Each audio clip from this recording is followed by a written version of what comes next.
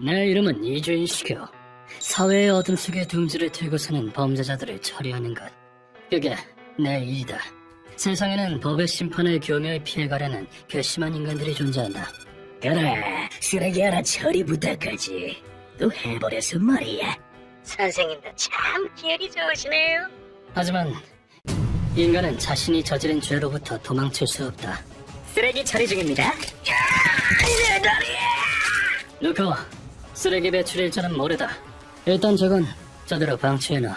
피해자들의 눈물과 증오를 거름삼아 범죄자들을 토벌하는 우리 고문 소믈리에가 있으니까 말이다. 그래서 우리 사무실엔 씻을 수 없는 마음의 상처를 입은 사람들이 찾아온다. 어서 오시죠. 그럼 바로 용건부터 들어볼까요? 네. 이번 의뢰인은 이 인상 좋은 노년의 신사분.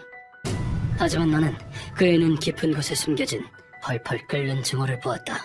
저희 딸과 손주들을 죽인 못된 놈을 벌해주십시오. 그리고 그 증오는 그의 말 속에 마치 저주처럼 스며들어 있었다. 의뢰인의 이름은 토무라. 다녀올게, 마이코. 유지랑 유코 잘 보고 있어? 잘 갔다 와, 아빠. 할아버지, 안녕하세요. 그에게는 반년 전까지만 해도 딸과 손주들이 있었다. 그는 일찍이 아내를 여의고 혼자 힘으로 딸을 키웠다. 마이코, 아빠가 평생 네 옆에 있을게. 엄마의 빈자리가 느껴지지 않게 많은 시간을 할애하며 외롭지 않게 키웠다. 하지만 딸은 결혼 후 자신과 똑같이 일찍이 남편을 잃고 말았다.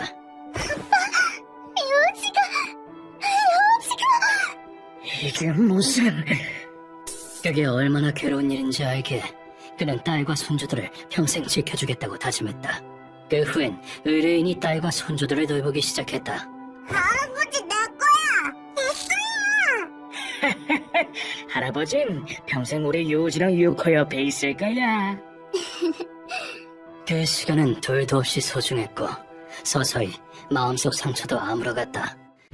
그리고 몇 년이 지난 어느 날 딸이 한 남자를 데려왔다. 아빠, 나 이 사람이랑 결혼하고 싶어. 부디 따님을 허락해 주십시오. 바로 딸이 고른 두 번째 남편이었다. 솔직히 재혼을 한다는 게 불안하긴 했지만 알겠다. 이번엔 꼭 행복하게 살려보라. 고마워. 감사합니다. 딸의 행복을 위해 결혼을 허락했다. 그렇게 딸 부부가 새로운 살림을 차린 지 1년이 지난 어느 날 딸한테서 전화가 왔다. 아, 어쩐 일이니, 마이코? 남편이 바람을 피우고 있는 것 같아. 딸이 꺼낸 이야기는 가히 충격적이었다. 처음엔 부부끼리 해결해야 할 문제라고 생각했다. 너무 슬프고 매일 힘들어. 하지만 울면서 호소하는 딸을 그냥 둘 순 없었다. 알겠다. 아빠가 좀 알아보마. 넌 아이들이 불안해하지 않게 잘 돌보고 있어.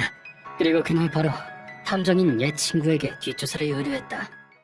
며칠 뒤 조사 결과를 받아본 의뢰인은 경악을 금치 못했다. 감히 우리 딸 두고 이런 짓을! 망할 자식!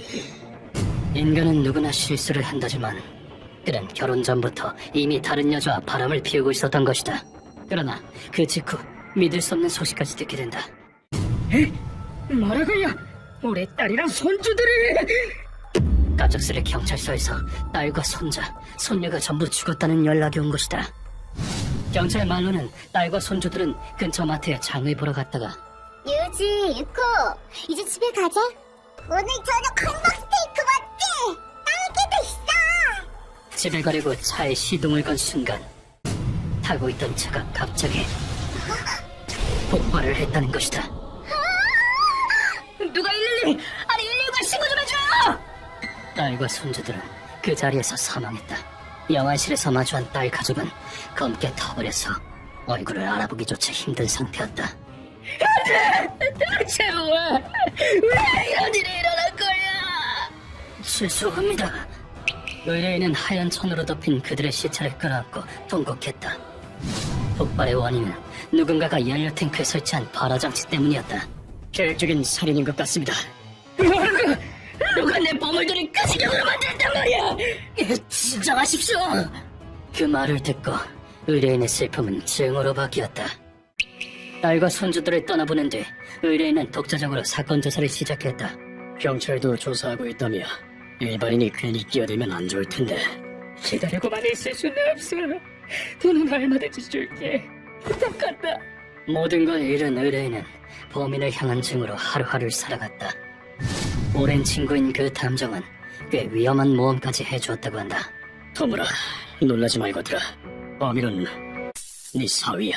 뭐라고? 그에게 들은 사실은 너무나도 충격적이었다. 조사에 따르면 그의 사위 시부사와는 결혼 사기단으로 과거에도 이미 10명이 넘는 여성이 희생되었다고 한다. 이번엔 놈이 노렸던 건 마이크의 생명보험이었다더군. 생명보험?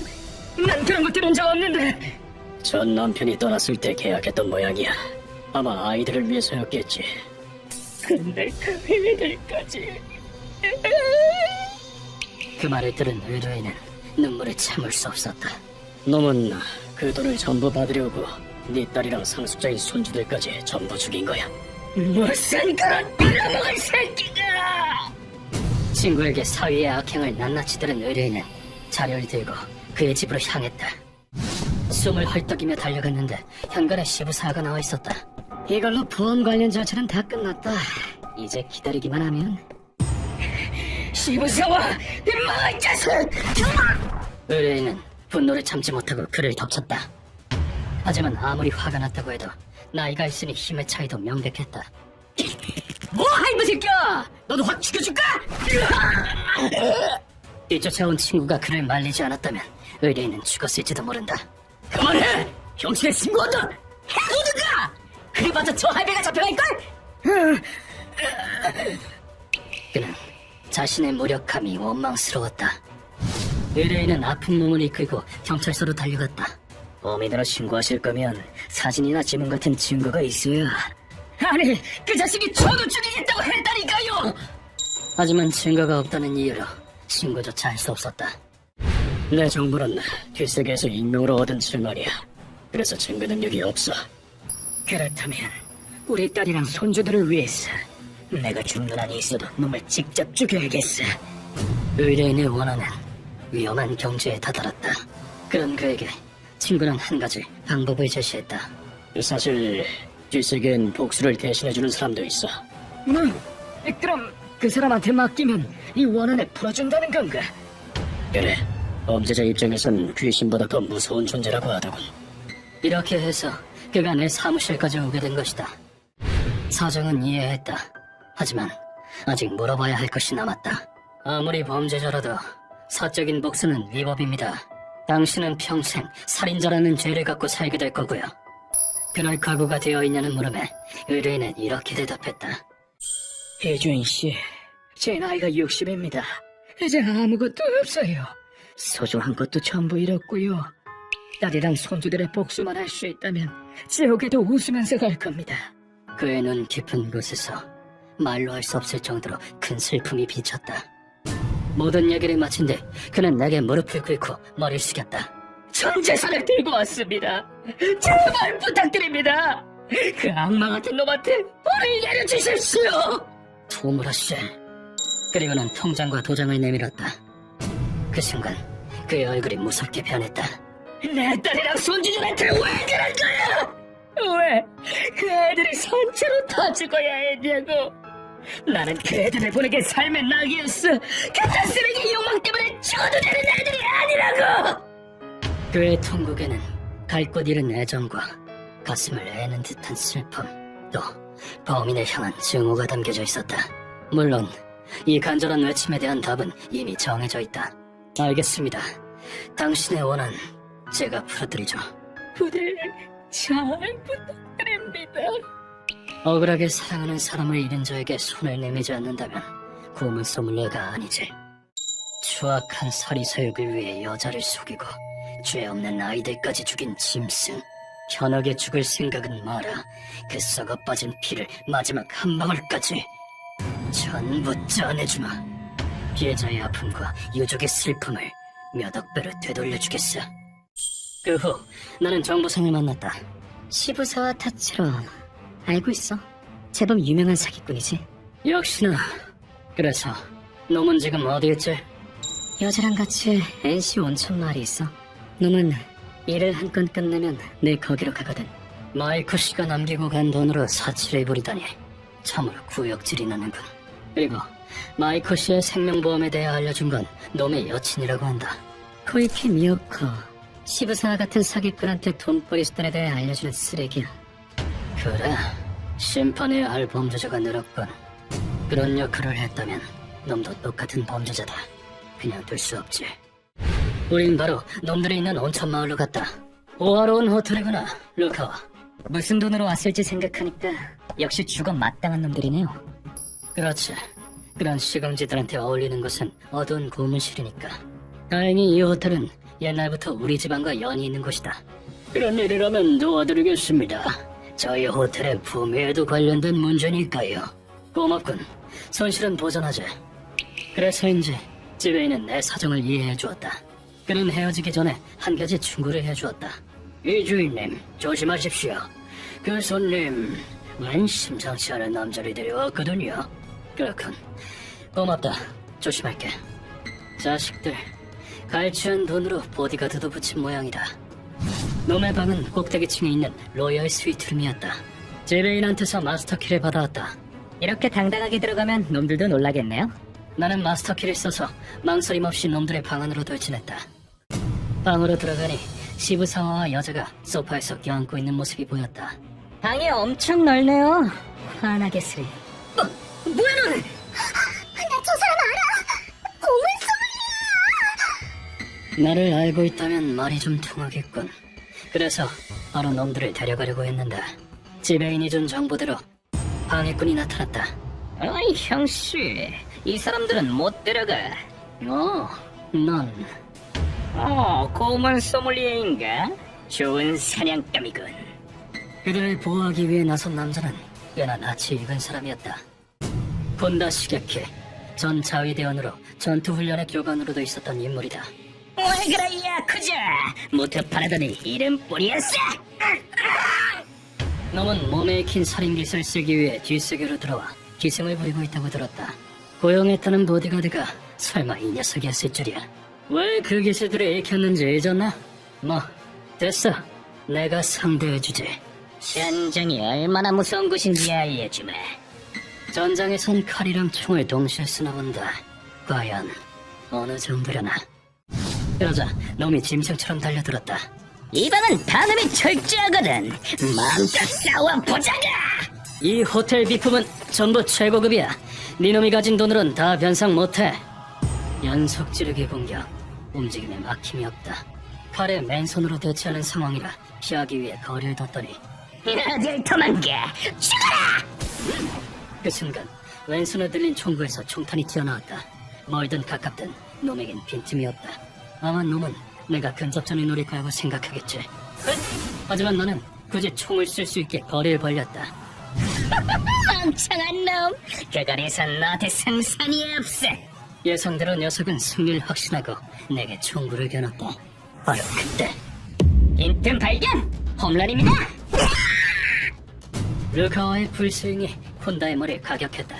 사실 이번엔 루카와에게 연계 공격 연습을 시켜두었다. 루카와가 사각지대에 있다는 것도 몰랐더니 멍청하군. 살생에 정정당당이란 건 없습니다. 전장에서 뭘 배운 겁니까? 고작 교관 좀 했다고 자만하고 있다간 목숨이 10개라도 모자랄 거다. 범죄자의 무릎은 밖으로 꺾어버리겠습니다. 자, 가자. 염라대왕의 심판이 기다리고 있다. 우린 방해꾼을 제거한 뒤 범죄자들의 신병을 확보했다. 그리고 놈들을 고문실로 옮긴 뒤 재빠르게 고문기구를 준비했다. 선생님, 준비 다 됐습니다. 풀어줘! 이거 범죄라고! 당신들 미쳤어! 테드를 보아하니 반상 따윈 안 하는 것 같았지만 그래도 확인은 해보자는 게 내 신념이다. 너희들 보험금 터내려고 둘이 공모해서 죄도 없는 가족을 죽였지. 그게 뭐 어쨌다고! 그 사람들의 미래를 빼앗고 유족을 절망에 빠뜨린 걸 미안하다고 생각하진 않나? 과연 뉘우치고 있을까? 그러자 놈들은 눈빛을 주고받은 뒤 드물게 사죄의 말을 꺼냈다. 네!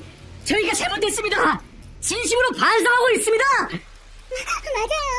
처음부터 그러려던 건 아니었는데 좀 그냥 이 사람이랑 같이 있고 싶어서 슬슬. 그렇다면 추가로 이것도 물어봐야겠지. 반성한다면서 왜 그 보험금으로 1박에 30만 원이나 하는 호텔에 묵었지? 대답해. 그게 천국으로 간 아내랑 아이들의 몸까지 즐겨주는 게 도리가 아닐까 해서. 죄의식이 있었다면 왜 자수는 안 했나? 대답해. 일단 제가 죽인 건 아니니까. 어허라, 이제 알겠다. 날 얕보지 마라. 너흰 거짓으로 죄를 뉘우치는 척하고 있을 뿐이군. 뭐라! 애초에 속은 인간이 바보인 거지! 그러니까 이 세상은 똑똑한 사람만 살아남는 거라고. 멍청하면 도태되는 거야. 결국 이 추악한 망언이 너희의 본심이었겠다. 그렇다면 용서는 없다. 루카와! 네, 시작하겠습니다. 얼마나 큰 죄를 저질렀는지 뼈저리게 느낄 수 있게 해줘야지. 우린 놈들을 묶어둔 관의 뚜껑을 발밑에서부터 닫기 시작했다. 안 돼!